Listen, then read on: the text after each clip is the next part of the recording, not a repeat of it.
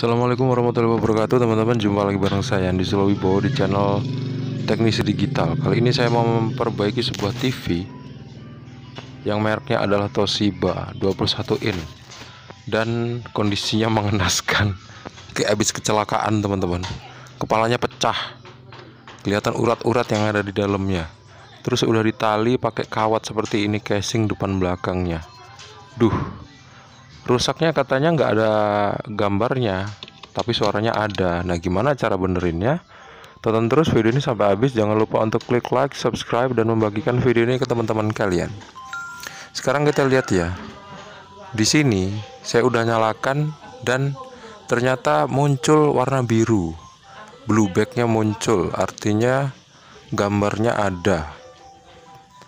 Kalau misalnya inputnya bagus, gambarnya bakal ada, terus rasternya pasti muncul ini. Cuman fokusnya agak lambat, artinya playbacknya udah setengah mati. Nah, terus TV ini kan pakai STB dari TV kabel, jadi STB-nya tuh harus dicurigai juga, kira-kira STB-nya masih bagus apa enggak. Kalau STB-nya udah rusak, otomatis nggak muncul gambar juga di sini. Tuh, waktu saya tekan, saya pindahkan ke channel yang lain, ternyata muncul raster meskipun sebentar ya teman-teman. Terus dia kembali lagi ke blue back. Habis itu saya pindahin ke input RCA, ternyata nggak muncul gambarnya, cuma muncul suaranya doang. Lihat STB-nya. Dalam keadaan seperti ini STB-nya warna merah, artinya STB-nya ini mati. STB-nya maksudnya tuh standby. Akhirnya nggak keluar gambar. Tapi begitu saya gini, STB ini aturan waktu warna merah itu nggak keluar angka channel teman-teman. Harusnya kalau misalnya dia itu keluar warna hijau, baru dia muncul warna channel. Artinya ini kebalik gitu. Waktu STB-nya saya hidupkan, lampu indikatornya warna hijau, ternyata malah ada nomor channelnya. Sedangkan kalau saya hidupkan malah muncul channel nomor 000, artinya STB-nya rusak. Jadi saya coba harus pakai STB yang lain untuk ngelihat perubahannya seperti apa. Tuh, saya pencet-pencet malah nggak respon STB-nya. Bisa jadi STB-nya ini rusak teman-teman. Jadi coba saya mau cari pinjaman STB dulu. Tapi sebelum itu saya coba cek ke belakang, kira-kira ada apa di sini. Ternyata kabel RCA STB-nya belum saya colokin teman-teman. Begitu udah saya colokin, ternyata juga saya nggak ngedapetin ada gambar yang muncul di sini tuh sama sekali ya. Udah saya pindahin inputnya ke STB atau ke jalur AV, tapi tetap aja nggak muncul gambarnya. STB-nya rusak karena waktu lampu indikatornya hidup warna hijau, displaynya tuh nggak muncul angka. Harusnya dia muncul angka ya. Nah, sekarang udah saya ganti STB yang baru. Oh gini, ini rusak ya, dan saya mau pinjem, belum saya ganti deh. Saya mau pinjem STB yang lain karena di deretan rumah ini pasti pakai TV kabel yang sama teman-teman. Biasanya kayak gitu. Maklum lah kalau di sini kan kalau pakai antena tuh nggak bakal dapat siaran. Jadi semua orang pakai TV kabel. Karena biaya iuran TV kabel pun lebih murah ya. Daripada pakai antena terus kesambar petir, kan makin repot. STB-nya ini saya pastikan rusak karena saya pencet-pencet dia nggak respon. Terus waktu saya nyalain, kayak ginilah hasilnya.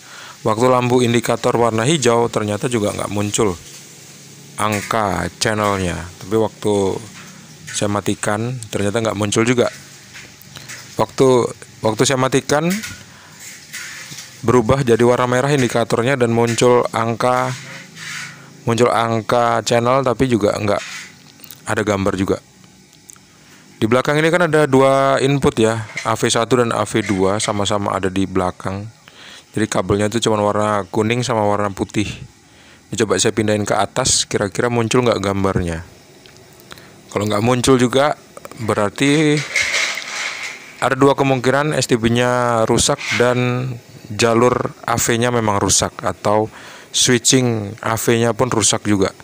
Biasanya AV itu pakai IC switching AV, switching video, atau transistor. Nah, sekarang STB-nya udah saya ganti yang baru ya. Tuh, lampu indikator warna hijau, dia muncullah angka channel teman-teman di STB. Berbeda sama STB yang lama. STB-nya udah saya pinjemin, udah dapat pinjaman. Tapi begitu saya lihat hasilnya di layar TV, saya nggak ngedapetin juga adanya gambar di sana.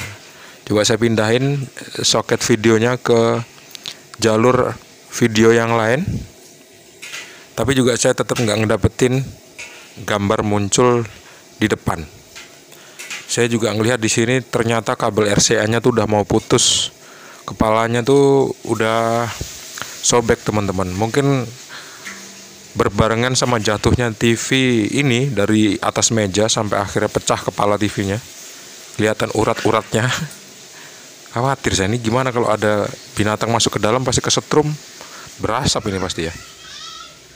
Langsung aja saya bongkar kap bagian belakang TV-nya. Terus saya perhatikan kira-kira komponen mana yang rusak di sini. Tapi sebelum itu saya ngedapetin ada obat nyamuk yang masuk ke dalam mesin TV. Wow, ngeri kan? Obat nyamuk bisa masuk ke dalam situ. Pecah juga seperti ini teman-teman. Sekarang coba mau saya tarik mesinnya. Nggak lupa kabel degaussing saya lepas dulu supaya saya bisa membaliknya. Kalau nggak dilepas dulu kabel degaussingnya, biasanya nggak bisa dibalik mesin TV-nya.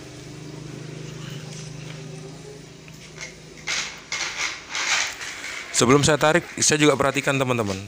Saya tunjukin dulu ke kalian, ini ada kabel RCA yang tadi saya bilang rusak. Udah hampir putus. Dan kayaknya saya harus minjem juga kabelnya sama orang yang punya STB. Sama orang yang punya STB-nya saya pinjam tadi. Sekarang saya coba cek jalur input video, saya ngelihat ada keretakan di sana. Jadi solusinya saya pikirkan harus saya solder ulang.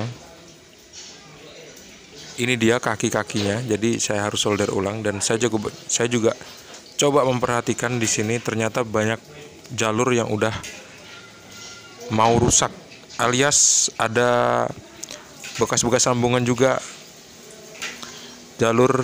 Ada jalur yang udah mau putus gitu loh teman-teman. Lapisannya itu lapisan PCB-nya tuh udah ngelupas, terus tembaganya tuh udah kelihatan gitu. Jalur PCB-nya tuh tembaganya udah kelihatan, dan sebetulnya itu nggak baik.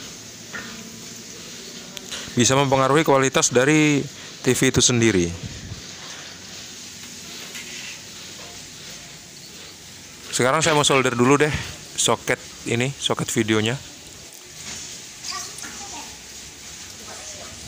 Nah, setelah saya solder, hasilnya jadi seperti ini. Ini udah lumayan ini udah nyambung semua. Jadi kita tinggal tes saja. Kalau misalnya kita nggak nemuin adanya kejanggalan lain pada kaki-kaki komponen. Tapi kalau misalnya kita nemuin ada yang janggal di sana, kita betulin dulu.